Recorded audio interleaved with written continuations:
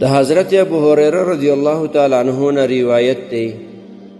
د فرمایي چې نبی کریم صلی الله علیه وسلم فرمایلی چې په منافقانو باندې با کم یو مونځ زیات د سهار او د ماخوستن د مونځ زیات درون نه و. یعنې په منافقینو باندې په هغه زمانه کې د سهار او د ماخوستن مونځ ډېر بوج و. او که دا معلوماتو ته شوي وی که چېرته چې په دې دواړو منځونو کې څومره اجر او ثواب دی، څومره برکتونه دي، نو دې منځونو ته به دوی په خپوړو راغلي وی. که چېرته مریضان وی تلی نه شوی نو په خپوړو به راغلي وی.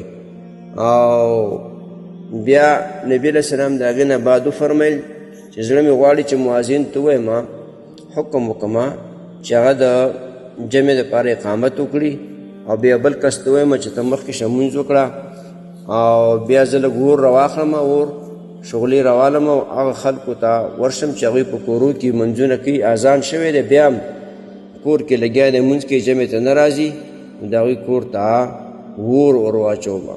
نو دې حدیث روایت صحیح بخاری او صحیح مسلم کړی دی.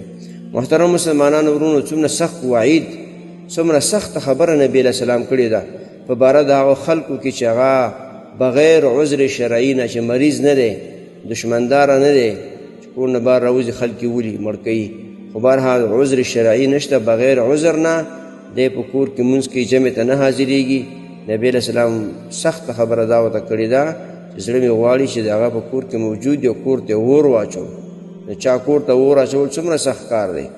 نبی علیه السلام دا خلکو په باره کې دومره سخته خبره کړې ده. او بله خبره دا چې د سهار او ماخوستن مونځ اکثره مسلمانان جماعتونه وګوري جماعتونه خالی وي. دا خوی د منافق دی، عادت د منافق دی، ځکه په منافقانو باندې به په هغه وخت کې د سهار او د ماخوستن مونځ ډېر بوج و، دا به پې دروند تمامېده، جمع کې به شرکت نه کولو. د دې وجې نه محترم مسلمانانو ورونو، ځان کې د منافقانو خوی مه پیدا کوه، ځان کې د منافقینو عادت مه پیدا کوه، ځان کې د منافقانو عادت مه پیدا کوه، اخلاق مه پیدا کوه. دا خوی د منافق دی، عادت د منافق دی چې هغه جمع سره مونځ نه کوي.